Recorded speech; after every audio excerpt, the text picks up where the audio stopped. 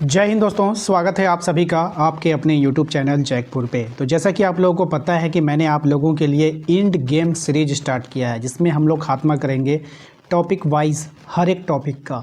तो आज के इंड गेम में हम लोग हिस्ट्री का पार्ट 1 करने वाले हैं, जिसमें 30 MCQ देखने वाले हैं प्लस सब्जेक्टिव क्वेश्चन भी देखेंगे आज के इस वीडियो में। तो वीडियो काफ़ी इंपॉर्टेंट होगा, शुरू से लेकर अंत तक बने रहिए। साथ ही साथ यदि आपने अभी तक हमारे चैनल को सब्सक्राइब नहीं किया है तो कर लीजिएगा, बेल आइकन को प्रेस कर लीजिए ताकि आने वाली हर एक वीडियो का नोटिफिकेशन आपके मोबाइल पे आता रहे। तो चलिए स्टार्ट करते हैं। सबसे पहला सवाल आपके स्क्रीन पर आ चुका है कि निम्न में से किसको इतिहास लेखन का पिता कहा जाता है। ऑप्शन आपके पास है, हेरोडोटस है, प्लिनी है, अरस्तु है, सुकरात है। सही जवाब हो जाएगा इसका ऑप्शन नंबर ए, हेरोडोटस। ठीक है, ऑप्शन नंबर ए हमारा करेक्ट आंसर हो जाएगा। क्वेश्चन नंबर आते हैं 2 पर। कहा गया है सिंधु सभ्यता का मुख्य व्यवसाय क्या था। कृषि था, शिकार था, समुद्री व्यापार था, पशुपालन था। सही जवाब हो जाएगा इसका ऑप्शन नंबर ए, कृषि। क्या हो जाएगा? कृषि हो जाएगा, याद रखिएगा। क्वेश्चन नंबर आते हैं 3 पे। कहा गया है कि बौद्ध धर्म के संस्थापक कौन थे। अब ये जो बौद्ध धर्म है इसके संस्थापक आपको बताना है कि कौन इसके संस्थापक थे। तो बौद्ध धर्म के जो संस्थापक थे वो थे गौतम बुद्ध। ठीक है, option number C correct answer हो जाएगा। क्वेश्चन नंबर आते हैं 4 पे। कहा गया है कि अशोक के शिलालेख किस लिपि में लिखे गए हैं। देवनागरी, ब्राह्मी, खरोष्टी या फिर तमिल। सही जवाब हो जाएगा आपका ब्राह्मी लिपि में। Option number B correct answer हो जाएगा। क्वेश्चन नंबर आते हैं 5 पे। कहा गया है अर्थशास्त्र का लेखक कौन था। पाणिनि था, चाणक्य था, पतंजलि था या फिर वानभट्ट था। तो अर्थशास्त्र का जो लेखक था वो कौन था? चाणक्य था। Option number B correct answer हो जाएगा। नेक्स्ट आते हैं अगले सवाल पे। कहा गया है कि महाभारत मूल रूप से किस नाम से जाना जाता था। तो महाभारत को जो हम लोग मूल रूप से कौन से नाम से जानते थे, तो जय। ठीक है, जय संहिता होगा, लेकिन यहाँ पे जय के नाम से भी जाना जाता था, ये याद रखना है। अगले सवाल पे आते हैं। हमारा अगला सवाल है कि सती, ठीक है, सती प्रथा को सबसे पहले किसने समाप्त किया। तो सती प्रथा को सबसे पहले समाप्त किया था राजा राम मोहन राय ने। ठीक है, याद रखिएगा, ऑप्शन नंबर ए हो जाएगा। अगले सवाल पे आते हैं क्वेश्चन नंबर 8 पे हमारा कि भारतीय राष्ट्रीय कांग्रेस की स्थापना कब हुई थी। 4 ऑप्शन आपके पास है, ध्यान से देखिए, काफ़ी अच्छा सवाल है और एग्ज़ाम में कई बार आता है। तो 1885 में। कब हुआ था? 1885 में। Option number B correct answer हो जाएगा। अगले सवाल पे आते हैं क्वेश्चन नंबर 9 में। कहा गया है कि स्वदेशी आंदोलन किस घटना से जुड़ा था। अब ये जो स्वदेशी आंदोलन है ये बंगाल के विभाजन से जुड़ा था। Option number B correct answer हो जाएगा। नेक्स्ट आते हैं अगले सवाल पे कि दांडी मार्च कब शुरू हुआ था। काफ़ी अच्छा सवाल है। दांडी मार्च कब शुरू हुआ था आपको बताना है। तो दांडी मार्च शुरू हुआ था 1930 में। Option number C correct answer हो जाएगा। क्वेश्चन नंबर आते हैं हम लोग 11 पे। कहा गया है कि मोहनजोदड़ो किस नदी के तट पर स्थित है। तो ये जो है सिंधु नदी के तट पर है। Option number A correct answer हो जाएगा। क्वेश्चन नंबर आते हैं 12 पे। कहा गया है वैदिक सभ्यता का प्रमुख ग्रंथ कौन है। वैदिक सभ्यता का प्रमुख ग्रंथ आपको बतानी है। तो वैदिक सभ्यता का जो प्रमुख ग्रंथ है वो हो जाएगा आपका वेद। Option number B correct answer हो जाएगा। नेक्स्ट आते हैं अगले सवाल पे। कहा गया है नालंदा विश्वविद्यालय की स्थापना किसने किया था। तो नालंदा विश्वविद्यालय की जो स्थापना किया था वो किया था कुमारगुप्त ने। Option number C correct answer हो जाएगा। अगले सवाल पे आते हैं क्वेश्चन नंबर 14 में। कहा गया है कि दिल्ली सल्तनत की स्थापना किसने की। तो दिल्ली सल्तनत की जो स्थापना किया था वो किया था आपका कुतुबुद्दीन ऐबक ने। Option number B correct answer हो जाएगा। क्वेश्चन नंबर आते हैं 15 में, यानी कि 15 पे। ताजमहल का निर्माण किसने करवाया। काफ़ी आसान सा सवाल है, इसका आंसर आप लोग कमेंट बॉक्स में दीजिए। ताजमहल का निर्माण किसने करवाया था। अकबर ने, जहांगीर ने, शाहजहां ने, औरंगजेब ने। क्या होगा क्वेश्चन नंबर 15 का आंसर। ए, बी, सी, डी क्या होने वाला है, इसका आंसर सब लोग कमेंट बॉक्स में देंगे। ठीक है, आइए क्वेश्चन नंबर आते हैं 16 पे। अकबर के नवरत्नों में से कौन था। कबीर, तुलसीदास, बीरबल या फिर मीराबाई। तो जैसा कि आप लोगों को पता है कि अकबर जो है बीरबल जो है वो अकबर के सबसे करीब थे, यानी कि नवरत्नों में से एक था। Option number C correct answer हो जाएगा। क्वेश्चन नंबर आते हैं 17 पे। क्वेश्चन नंबर 17 में कहा गया कि किस यात्रा के दौरान गांधी ने नमक कानून को तोड़ा। यानी गांधी जी ने नमक कानून को जो तोड़ा था वो कौन सी यात्रा से तोड़ा था आपको बतानी है। सही जवाब हो जाएगा दांडी यात्रा से। Option number B correct answer हो जाएगा। क्वेश्चन नंबर 18 पे आते हैं कि किस अधिनियम के द्वारा भारत में प्रथम बार चुनावों की शुरुआत हुई। कौन से अधिनियम के द्वारा भारत में पहली बार चुनाव हुआ था ये आपको बताना है। तो 1909 मार्ले मिंटो एक्ट के तहत। ठीक है, याद रखिएगा सभी को। आइए अगले सवाल पे आते हैं। क्वेश्चन नंबर 19 पे कहा गया है कि 1857 की क्रांति का नेतृत्व किसने किया। तो 1857 की क्रांति का जो नेतृत्व किया था वो किया था लक्ष्मीबाई, नाना साहब ने, ठीक है। बहादुर शाह जफ़र ने, रविंद्रनाथ टैगोर ने, किसने किया था बताइए। तो देखिए यहाँ पर थोड़ा सा ऑप्शंस यहाँ पे गलत हैं। यहाँ पे जो है लक्ष्मीबाई ने भी किया है, नाना साहब ने भी किया है, बहादुर शाह जफ़र ने भी किया है। तो यहाँ पर होना चाहिए इनमें से सभी, ठीक है, याद रखिए इनमें से सभी, यानी कि ऑप्शन नंबर डी। यहाँ पर इसको सही कर लेना है सभी को। आइए अगले सवाल पर आते हैं। किस सभ्यता के लोग सबसे पहले कपास उगाते थे, यानी कि ऐसे कौन सी सभ्यता थे जो सबसे पहले कपास उगाया था, वो तो सिंधु सभ्यता के लोग, ठीक है। अगले सवाल पे आते हैं कि अंकोर वाट किस देश में स्थित है। तो अंकोर वाट जो स्थित है वो कंबोडिया में है, ध्यान रखना है सभी को। काफ़ी अच्छा सवाल है, option number B correct answer होगा। नेक्स्ट अगले सवाल पे आते हैं कि गीता रहस्य किसने लिखा है। काफ़ी अच्छा सवाल है। तो गीता रहस्य को लिखा है लोकमान्य तिलक ने। किसने लिखा है? लोकमान्य तिलक ने, ऑप्शन नंबर बी हो जाएगा। अगले सवाल पे आते हैं शक कुषाण किस प्रकार के शासक थे। तो शक और कुषाण जो थे वो किस प्रकार के शासक थे? तो एक तरह के विदेशी शासक थे, ठीक है, ऑप्शन नंबर ए हो जाएगा। अगले सवाल पे आते हैं किसे बंगाल का बाघ कहा जाता है। किसे बंगाल का बाघ कहते हैं? तो सुरेंद्रनाथ बनर्जी को, option number C correct answer हो जाएगा। क्वेश्चन नंबर आते हैं 25 में कहा गया है कि अमृतसर में जलियांवाला बाग हत्याकांड कब हुआ। तो अमृतसर में जलियांवाला बाग हत्याकांड हुआ है 1919 में, option number B correct answer होगा। क्वेश्चन नंबर आते हैं 26 में कहा गया है कि किस आंदोलन का नारा था करो या मरो। तो ये जो आंदोलन था भारत छोड़ो आंदोलन का नारा था करो या मरो, option number D correct answer हो जाएगा। क्वेश्चन नंबर आते हैं 27 में दिल्ली सल्तनत का अंतिम शासक कौन था। तो दिल्ली सल्तनत का जो अंतिम शासक था वो था आपका Ibrahim Lodi, option number A correct answer हो जाएगा। क्वेश्चन नंबर आते हैं 28 पे किसने हिंद स्वराज लिखा। अब आपको बताना है कि हिंद स्वराज किसने लिखा था। तो हिंद स्वराज को लिखा था गांधी जी ने। किसने लिखा है? गांधी जी ने लिखा है, ऑप्शन नंबर ए हो जाएगा। क्वेश्चन नंबर आता है 29 में कहा गया सूफी संतों का सबसे प्रमुख लक्ष्य क्या था। शक्ति, योग, आध्यात्मिक प्रेम या फिर व्यापार। तो राइट आंसर इसका क्या होगा? इसका सही जवाब हो जाएगा आध्यात्मिक प्रेम फैलाना, ठीक है। आइए क्वेश्चन नंबर आता है 30 में मोहम्मद बिन कासिम ने कहाँ आक्रमण किया था। सिंध में, बंगाल में, कश्मीर में या फिर पंजाब में।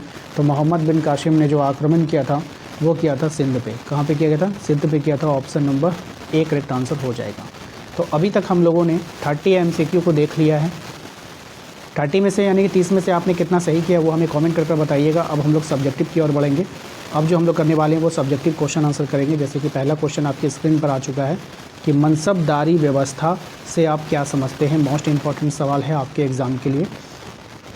यहाँ पर मैं एक ज़रूरी इन्फॉर्मेशन देंगे। अगर अभी तक आपने अपनी तैयारी को बेहतर नहीं किया है, ढंग से नहीं कर पा रहे हैं, अगर आपके पास नोट्स अवेलेबल नहीं या फिर नोट्स की कमी है या आप टेस्ट नहीं दे पा रहे हो, ठीक है, तो मेरे द्वारा जो है सप्ताह में 3 टेस्ट लिया जा रहा है वरदान ग्रुप में। तो आप लोग वरदान ग्रुप को ज्वाइन ज़रूर कीजिएगा। वरदान ग्रुप बेहद ही ज़रूरी है आप लोगों के एग्ज़ाम, अगर आप 2026 में एग्ज़ाम देने जा रहे हो तो ये ग्रुप तो आपके पास होना ही चाहिए, क्योंकि यहाँ पर आपको हर एक क्वेश्चन अवेलेबल करवाया जाता है जो आपकी परीक्षा की दृष्टि से इम्पोर्टेंट होता है। यहाँ तक कि जो वायरल क्वेश्चन भी होता है, अगर परीक्षा के समय किसी भी प्रकार का जो भी प्रश्न वायरल होते हैं वो सभी आपको इसी ग्रुप में मिल जाएंगे, ठीक है। तो आप लोग इस ग्रुप को ज़रूर ज्वाइन किया कीजिए, ठीक है ना। ग्रुप ज्वाइन करने के लिए कुछ नहीं करना, आपको हमारे दिए गए नंबर पर मैसेज करना है, टीम से संपर्क करना है कि हमें वरदान ग्रुप में ज्वाइन होना है, वो लोग आपको ज्वाइन कर देंगे। तो आइए, मैंने जो ये सवाल पूछा मनसबदारी व्यवस्था से आप क्या समझते हैं, क्या इसका आंसर आप जानते हैं?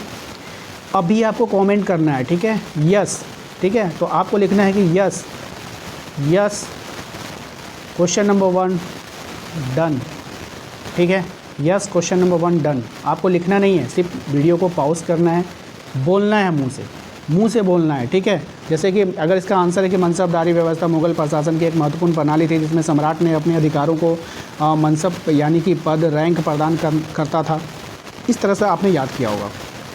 तो आपको वीडियो को रोक करके बोलना है, मुंह से बोलना है, ठीक है, अपने आप को सुनाना है। तो बोल लिए अगर आप, तो आप कमेंट में लिखोगे यस 1 डन, ठीक है, हम समझ जाएंगे कि आपको क्वेश्चन नंबर 1 डन हो चुका है। चलिए अब हम लोग इसके आंसर की ओर बढ़ते हैं।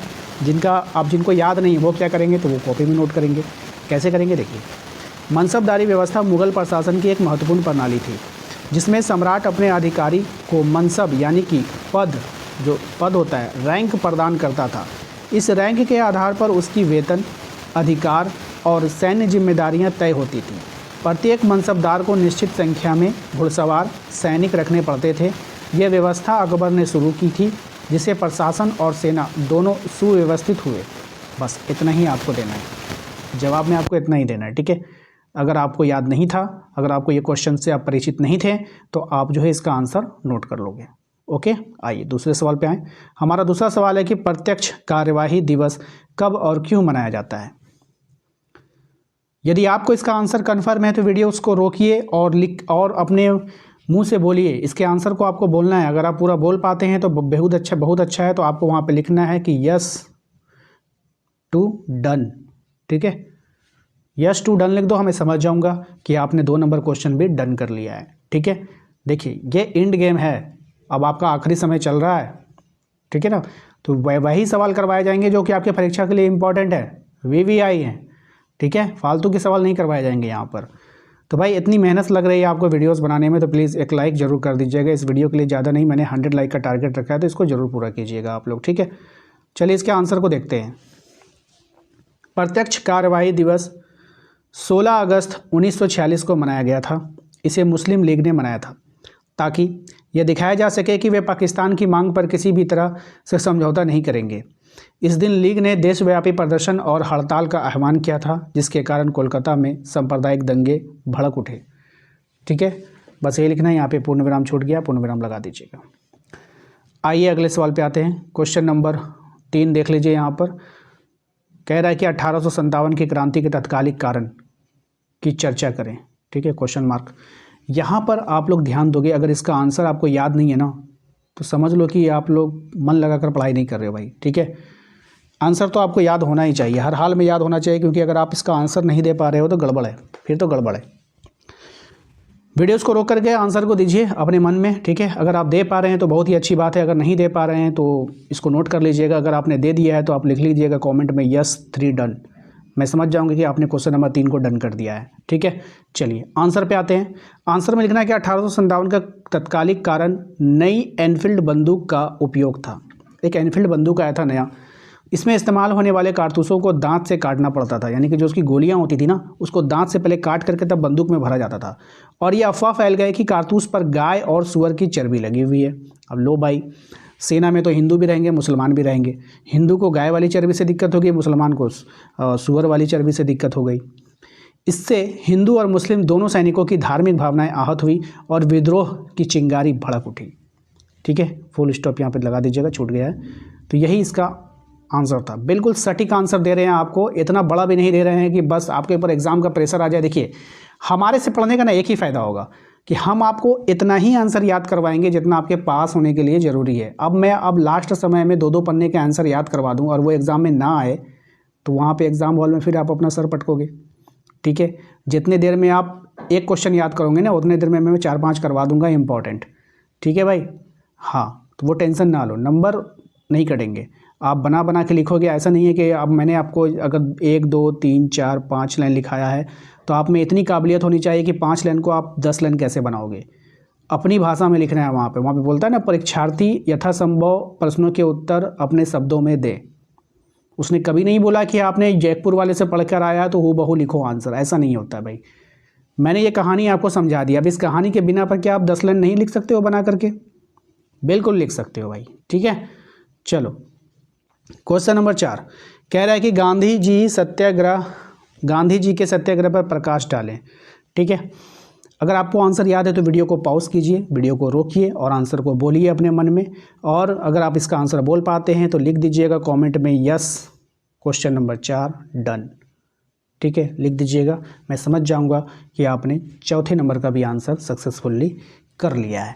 ठीक है, आइए आंसर की ओर आते हैं।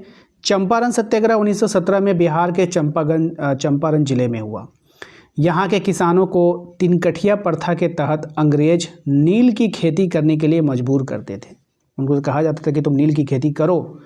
गांधी जी ने किसानों की पीड़ा को समझा और उनके पक्ष में अहिंसक आंदोलन किया।